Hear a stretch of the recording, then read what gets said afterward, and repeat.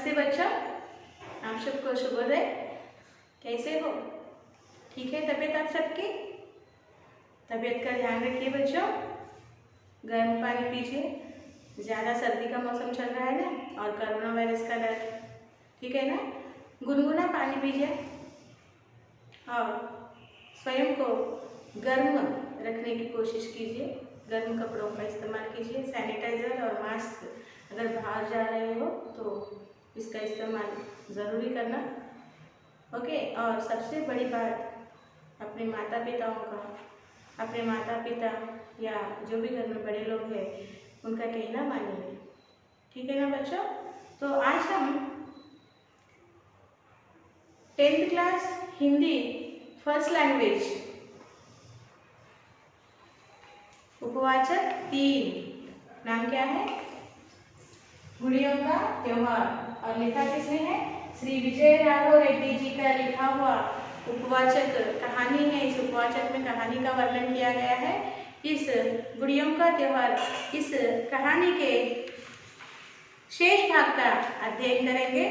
तो आपको आज अपने text book page number first language 10th class first language Hindi text book page number 68 खोलिए। अब हम इसके शेष भाग का अध्ययन करेंगे।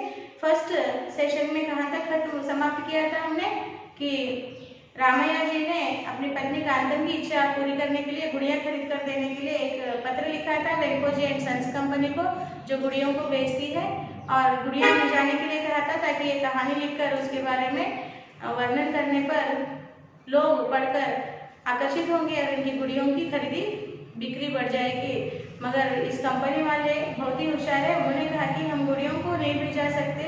ऐसा नहीं कहा कि आप, उन्होंने कहा कि आप स्वयं हमारे कंपनी में आइए और गुड़ियों को देखिए, फिर उसका वर्णन कीजिए।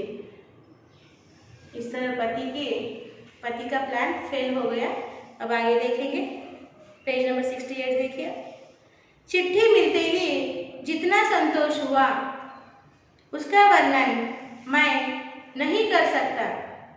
उसके बाद यह प्रश्न सामने आया कि बचे हुए रुपयों से बच्चों के लिए कपड़े खरीदना है या कांतम के लिए साड़ी लेना है। अरे बच्चों के लिए क्या, जो कुछ भी कपड़े हैं सो ठीक ही हैं। रेशमी साड़ी खरीदेगा मेरे लिए, 4-5 साल के बाद वो हमारी लड़की के लिए भी काम आएगी। कांतम ने सलाह दी। मैंने एक पत्र लिखा चेल्लाराम गंगाराम कंपनी। देखिए क्या हुआ। चिट्ठी मिलते ही जितना संतोष हुआ था रामैया जी को कि गुड़िया भिजाएंगे, ऐसा सोचकर लिखेंगे, मगर कंपनी वालों ने अलग सा जवाब दिया था। उसका वर्णन मैं नहीं कर सकता, ओके। जितना संतोष हुआ उसका वर्णन मैं नहीं कर सकता कहा है। उसके बाद यह प्रश्न सामने आया कि बचे हुए रुपयों से बच्चों के लिए कपड़े खरीदना है या कांतम के लिए साड़ी लेना है। अब जो बचे हुए रुपए हैं उससे बच्चों के लिए कपड़े खरीदना है या साड़ी लेना है। तो बीवी ने कहा कि बच्चे के लिए कपड़े बाद में लीजिए, मेरे लिए एक रेशमी साड़ी खरीदिए जो आगे चलकर अपनी बेटी के काम आएगी। तो फिर देखिए ये रामैया जी फिर से पत्र लिख रहे हैं। किसको लिख रहे हैं? देखिए, चेल्लाराम गंगाराम कंपनी, चेल्लाराम गंगाराम कंपनी को पत्र लिख रहे हैं, ओके, जो मद्रास में है। और क्या लिखा है देखिए, पेज नंबर 69 देखिए बच्चों। महोदय, पेद्दापुरम रेशमी साड़ी या पदुच्चेरी रेशमी साड़ी, इनमें से कोई एक जिसका दाम 10 रुपये से अधिक न हो, वीपीपी द्वारा भेजने की कृपा करें। भवदीय वेंकटराव। एक और पत्र अपने साले साहब को लिखा, चिरंजीव रामाराव। शुभाशीष, इस संक्रांति को बच्चे गुड़ियों का त्योहार मनाने वाले हैं। इसके लिए स्वदेशी गुड़ियों के अतिरिक्त जापान, जर्मनी आदि विदेशियों की विचित्र गुड़ियाँ मंगा रहा हूँ। उन सबको ठीक तरह से सजाने के लिए तुम्हारी बहन सारा प्रबंध कर रही है। तुम्हें सपरिवार आकर इन सुंदर गुड़ियों का दृश्य अवश्य देखना होगा। आशा है तुम दोनों बच्चों के साथ संक्रांति के दिन आओगे। तुम्हारा वेंकटराव। कांतम ने भी अपनी छोटी बहन को एक पत्र लिखा। बहन, यह प्रसन्नता की बात है कि ईश्वर की कृपा से जो कुछ मिला उससे तुम तृप्ति का अनुभव करते हुए परिवार के साथ सुखी जीवन बिता रही हो। गुंटूर में जब हम मिले थे उस समय तुमने मुझसे कहा था कि तुम्हारे बच्चे गुड़ियों के लिए जिद करते हैं। इस संक्रांति के लिए तुम्हारे जीजाजी भी अनेक चित्र विचित्र गुड़ियाँ मंगा रहे हैं। मैं सोच रही थी कि हमारी पुरानी गुड़ियाँ सारी तुम्हें भेज दो। इतने में हनुमंतराव गुंटूर जाते हुए मुझे कहने आया था कि कोई समाचार तुम्हारे लिए हो तो बताऊं। तो मैंने उसके हाथ उन गुड़ियों को तुम्हारे पास भेजा। गुड़ियों के मिलते ही बच्चों की कुशलता के बारे में पत्र लिखो। बच्चों को प्यार, तुम्हारी कांतम। देखो क्या हुआ। अब पति महाशय ने पत्र लिखकर गुड़ियों को मंगाने के लिए एक प्लान सोचा और कंपनी वाले ने कहा कि आप हमारी गुड़ियों को आकर देखिए और उसका वर्णन कीजिए। मगर इन्होंने उस पत्र को पढ़कर क्या किया, अब बचे हुए जो गुड़ियों का तो इंतजाम हो गया और बचे हुए पैसों से हम क्या किया जाए, ऐसा प्रश्न पूछने पर पत्नी ने कहा कि मेरे लिए एक रेशमी साड़ी खरीदिए जो आगे चलकर हमारी लड़की के काम आएगी। और पति महाशय ने अपने साले यानी ब्रदर इन लॉ को पत्र लिखा कि तुम्हारी बहन इस वर्ष संक्रांति में गुड़ियों को नए गुड़ियों को मैं मंगाकर दे रहा हूँ। विदेशी गुड़ियाँ भी होंगे उसमें डॉल्स, तो उसको सजाकर तुम्हारी बहन एक त्यौहार मना रही है और उसको देखने के लिए, सुंदर गुड़ियों को देखने के लिए तुम अपने परिवार के साथ मेरे पास आ जाना संक्रांति त्यौहार के लिए। इस तरह से लेखक महाशय ने अपने ब्रदर इन लॉ यानी साले को पत्र लिखा। और उधर पत्नी ने कांतम ने अपने बहन को पत्र लिखा कि मेरे पति इस वर्ष नई गुड़ियाँ दिला रहे हैं गुड़ियों के त्यौहार के लिए, और मेरे पास जो पुरानी गुड़ियाँ हैं उसे मैं तुम्हें भेज रही हूँ तुम्हारे बच्चों के लिए। और तुम्हारे गांव से हनुमंतराव नाम का व्यक्ति आया हुआ है, उसके हाथ में एक गुड़िया भिजवा रही हूँ, उसे ले लेना और अपने बच्चों को दे देना। अब आगे क्या हुआ देखिए। अब तक वेंकोजी कंपनी से न कोई पत्र आया और न कोई रेलवे रसीद। बहुत दिन हुए। अब वेंकोजी एंड सन्स कंपनी जो गुड़ियों की कंपनी है उस कंपनी से कोई पत्र भी नहीं आया, कोई रिसिप्ट यानी रसीद भी नहीं आई। रसीद किस बात की? जो गुड़िया में भिजाएंगे ना ट्रांसपोर्ट में, कोरियर में, तो उसकी रसीद आती है ना, रिसिप्ट, वो भी नहीं आई। मद्रास से तो रेशम, एक बार यहाँ तक पढ़िए बच्चों।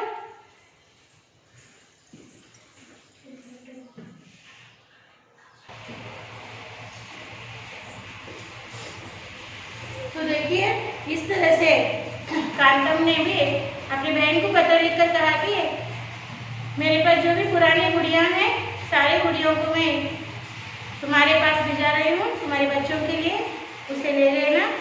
और जो हनुमंतराव है उसके जरिए मैं ये गुड़ियाँ भिजा रही हूँ। आगे देखिए।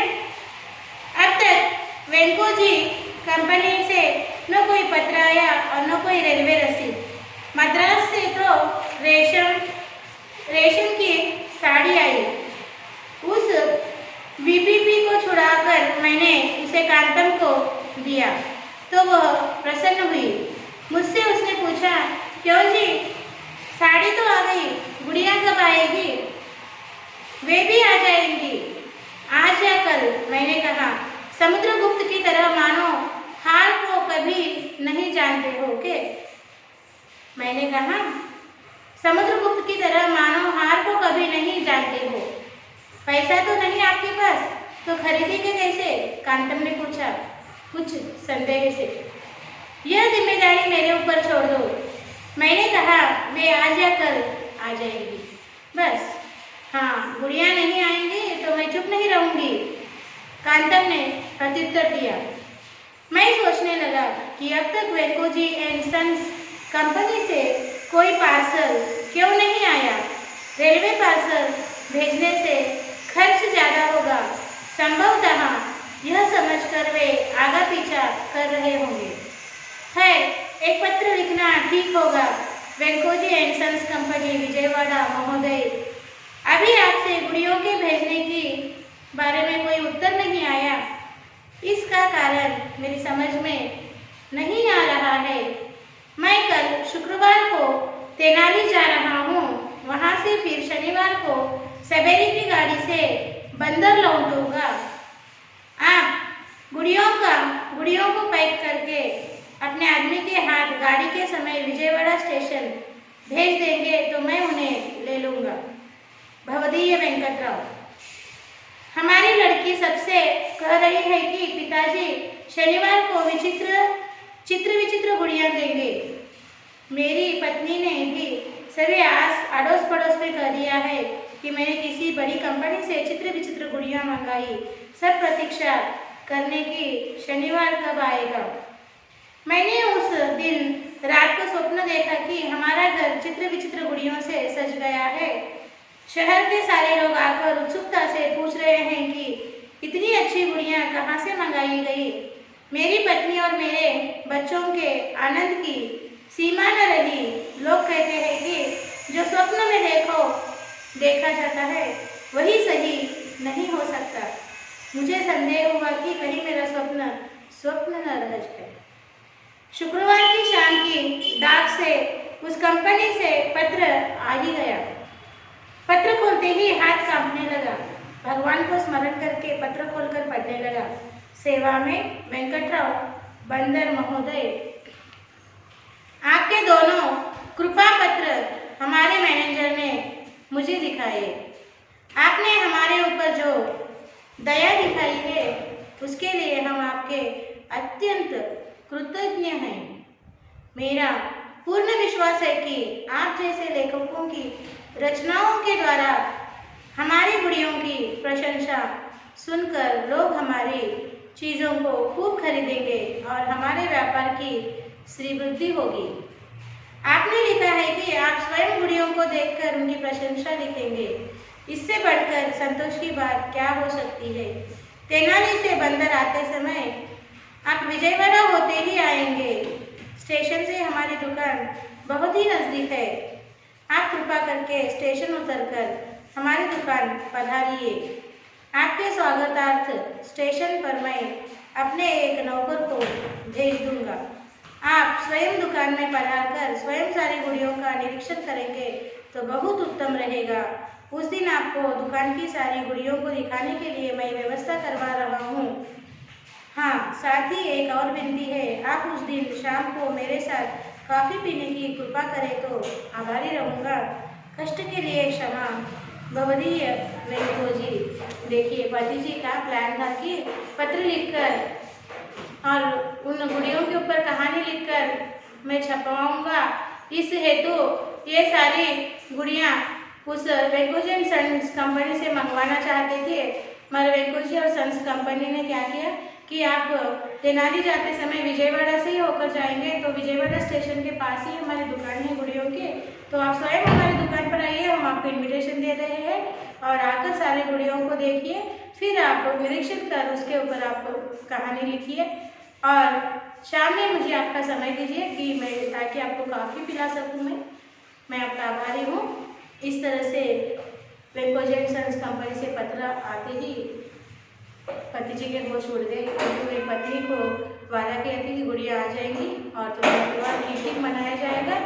ओके, इसलिए उनकी पत्नी ने भी क्या किया था, सारी घर की गुड़िया बहन को भिजवा दी थी, पुरानी गुड़िया। अब पति जी का हाल क्या होगा नहीं पता। ओके, तो यहाँ तक ये उपवाचक है। इससे हमें क्या सीख लेना है कि सिर्फ हम ही बुद्धिमान नहीं होते और हमारी बुद्धि से हम किसी को उल्लू नहीं बना सकते।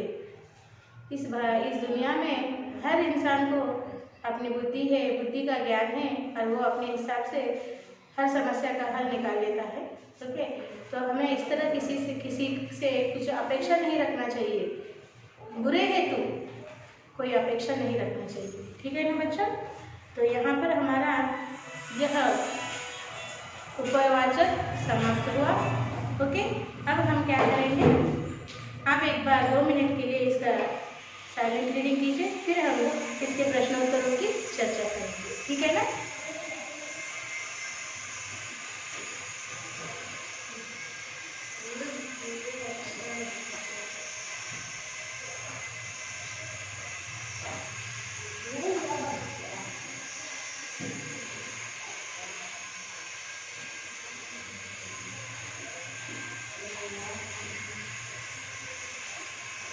बच्चों, इसके प्रश्नोत्तरों को पढ़कर समझेंगे।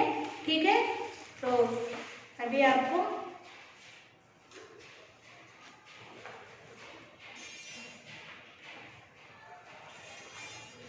पेज नंबर, आपका स्टडी मटेरियल पेज नंबर 137 खोलिए। वहां पर देखिए प्रश्न है, लेखक ने वेंकोजी एंड सन्स कंपनी से कुछ गुड़ियों के नमूने भिजवाने के लिए क्यों लिखा होगा? आपको उत्तर इस तरह लिखना है, लेखक स्कूल के अध्यापक एवं कहानीकार होंगे। संक्रांति की छुट्टियां हैं, स्कूल के खुलने तक उन्हें वेतन मिलता नहीं। संक्रांति मनाने के लिए उनकी पत्नी को एक साड़ी और बच्चों को गुड़िया खरीदनी पड़ती है। कुछ बचे हुए 10 रुपए काफी नहीं होते, उधार मिलेगा नहीं। वेंकोजी एंड सन्स कंपनी की विविध गुड़ियों के बारे में वे देखकर कहानी लिखना चाहते हैं। इससे 4 लाख पत्रिका पाठक गुड़ियों के बारे में जानते हैं। इसके अलावा गुड़ियों की प्रदर्शनी में दर्शकों को भी गुड़ियों के बारे में मालूम होता है।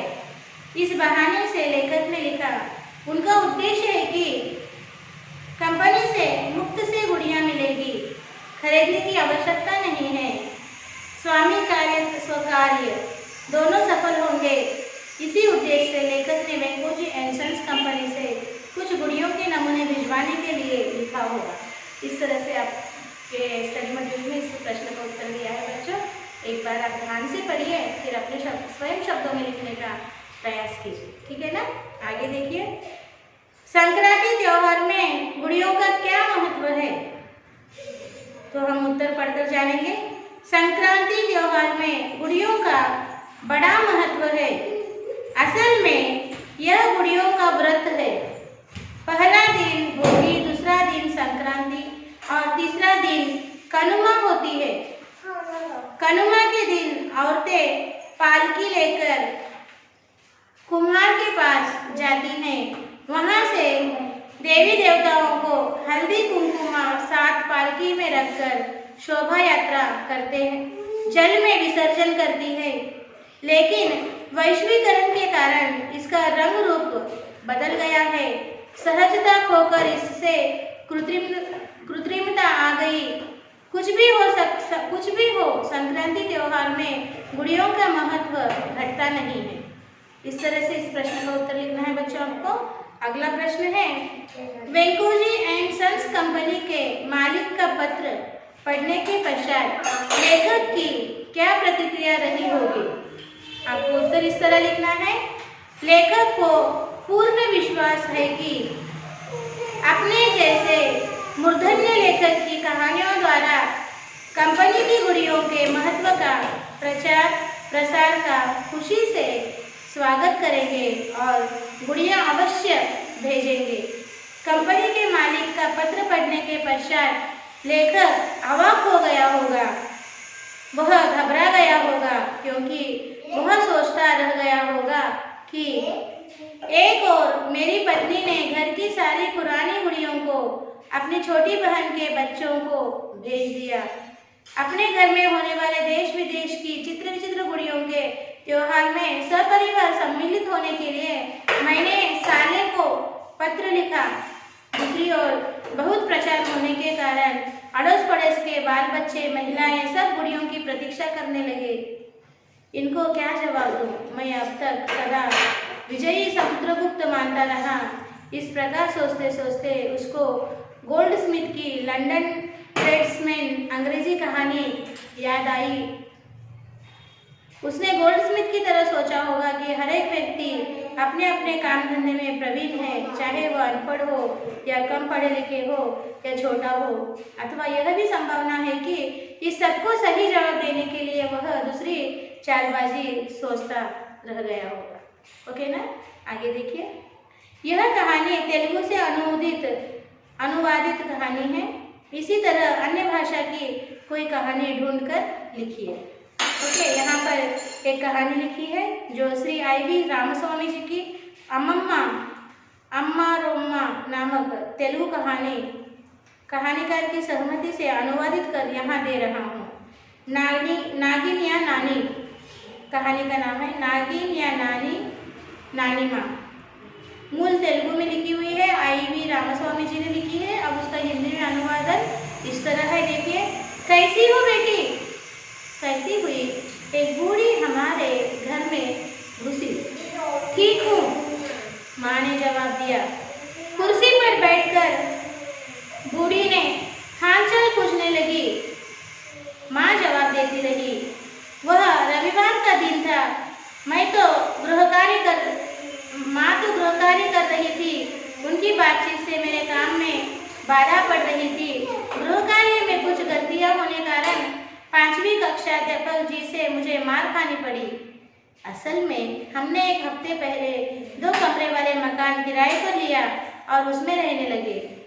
यह मकान पहली मंजिल में है। यह बूढ़ी नीचे तल के मकान में रहती थी। इस बूढ़ी से माँ को और मुझको भी बहुत परेशानी होती थी। पिताजी तो दफ्तर जाते थे, इसलिए उनको कुछ भी तकलीफ नहीं होती थी। आगे चलकर यह बूढ़ी का आना जाना, माँ से हालचाल पूछना, कुछ फल मिठाई वड़ा आदि व्यंजन चुपचाप लाना, खुद माँ को खिलाना और माँ उसे चाय वाय पिलाना आदि रोजमर्रा का काम बन गया। बूढ़ी का लड़का मना करने पर भी बूढ़ी घंटों भर हमारे यहाँ बिताने लगी। घुटनों में दर्द होने के कारण सीढ़ियाँ चढ़ने में मुश्किल होने पर भी आना जाना कभी बंद नहीं किया। नागिन कहेगी, बाकी दिनों में आने से मुझे कोई दिक्कत नहीं, किंतु रविवार में भी असली दिक्कत। मैं हमेशा क्लास में फर्स्ट आती रही, लेकिन धीरे धीरे मेरी पढ़ाई बिगड़ती जा रही। इसलिए मैं चिड़चिड़ाती, फिर भी मुझसे प्यार से ही हालचाल पूछती। बेटा, पढ़ाई कैसी हो रही है? खूब पढ़ो, तेरी जीभ पर सरस्वती वास करे, कहती हुई पोपले मुँह से मुझे चॉकलेट लेती हुई मैं मुँह चिढ़ाती चली जाती। वह रविवार का दिन था। वह बूढ़ी नहीं आई, मेरी जान में जान आई। खुशी की सीमा न रही। मैंने सारा गृह कार्य थोड़े समय में ही पूरा कर दिया। दूरदर्शन पर सिनेमा देख सकी। 2-4 दिन के बाद पता चला कि उसकी तबीयत ठीक नहीं थी। दूसरे रविवार को भी वह न आ पाई। मैं फूलकर कुप्पा हो गई। क्या बेटी, क्या बात है, तेरा चेहरा इतना चमक रहा है? माँ ने पूछा। कुछ नहीं माँ, जवाब दे दिया। यदि बताऊं तो माँ का चेहरा पीला पड़ जाता। यह मेरे लिए खुशी का रविवार था, परंतु माँ तो कुछ गुमसुम दिखाई पड़ती थी। छुट्टी के कारण हम रविवार में कुछ देर से उठते हैं, पर नींद में सवेरे सवेरे नीचे से आक्रंदन सुनाई दे रहा था। हम सब घबरा कर झट से उठ गए। पिताजी कहने लगे कि यह तो कुछ मातम सा लग रहा है। माँ तुरंत घबराते हुए सीढ़ियाँ उतरने लगी। मैं भी डरती हुई उसका आंचल पकड़कर उधर झट से पहुँच गई। बूढ़ी अचेतन अवस्था में थी। उनका पुत्र रोता हुआ रुद्ध कंठ से गिड़गिड़ाने लगा। कल सारा दिन बेटी बेटी पुकारती रही। उसने माँ की ओर इशारा करते हुए आगे कहा, वह बेटी दूसरी कोई नहीं, सिर्फ आप ही है। आपको ही याद करते करते दम तोड़ दी। हम दंग रह गए। वह आगे बताने लगा, अपने माँ बाप का मैं बड़ा संतान हूँ। मेरी छोटी बहन थी बेचारी, वह नववधू दहेज चिता में आहुति हो गई। 1 साल पहले उसकी शक्ल आपकी जैसी ही थी, इसलिए आप में मेरी माँ अपनी लड़की की झलक देखती थी। आप पर वत्सलता व ममता बरसाती थी और आपके यहाँ सुख शांति एवं प्रेम पाती थी। ये बताते हुए वह सिसक कर रोने लगा। माँ की आंखों में आंसू फूट पड़े। माँ जोर से माँ मेरी माँ कहती हुई उसके पैरों पर गिरकर फूट कर रोने लगी। उनके आंसू पैरों को धोकर बहने लगे। मेरी आंखों से भी अनायास आंसू टपकने लगे। मैं भी अनजाने में नानी माँ कहती हुई उनके पावन चरण कमलों को पकड़कर रोने लगी। अब नानी माँ न रही, पर हर रोज शाम को घर में पढ़ाई शुरू करते समय उनकी पुण्य स्मृतियाँ मेरे मस्तिष्क में मंडराने लगती। तब अनायास मेरा सिर झुकता और आंसू की 2 बूंदें किताब पर टपकती। आगे पढ़ाई आपात गति से जारी होती। अच्छी है ना कहानी? तो इस तरह से आपको भी यही कहानी लिखना है बल्कि नहीं, इसी तरह से और कोई भी कहानी आप लिख सकते हो, ठीक है ना। तो यहाँ पर हमने इस पाठ को, इस उपवाचक को समाप्त कर दिया है, ठीक है। आप एक बार इन प्रश्नों को साइलेंट रीडिंग कीजिए, फिर हम अगले भाग की चर्चा करेंगे।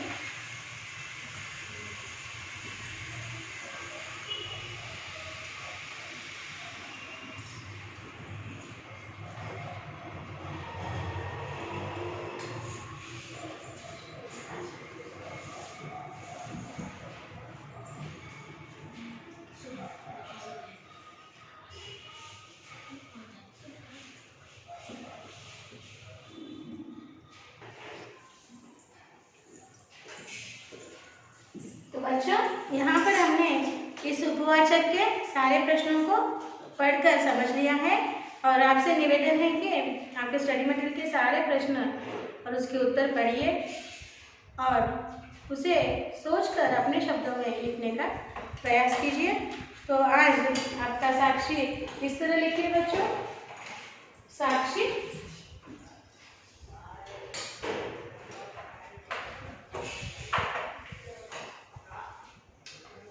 साक्षी लिखिए। सब्जेक्ट लिखिए हिंदी, फर्स्ट लैंग्वेज। क्लास लिखिए 10th क्लास। और एचडब्ल्यू लिखिए लर्न एंड राइट और question and answers from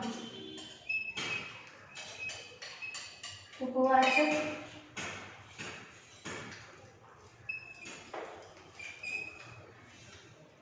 उपवाचक 3 in HW 1 time. Okay, यहाँ पर लिखेंगे PS और यहाँ पर लिखेंगे PS। ओके, इन सारे प्रश्नों को लिखकर आपको जो स्कूल का मेल ID दिया गया है बच्चों, उस मेल ID को भिजवा दीजिए। समय में भिजवाना, सुंदर हस्ताक्षर में लिखना, कोई पेंडिंग वर्क न रखे तो अच्छा हो, ठीक है ना बच्चों। फिर हम नए पाठ के साथ अगले सेशन में मिलेंगे। तब तक धन्यवाद, बाय बाय।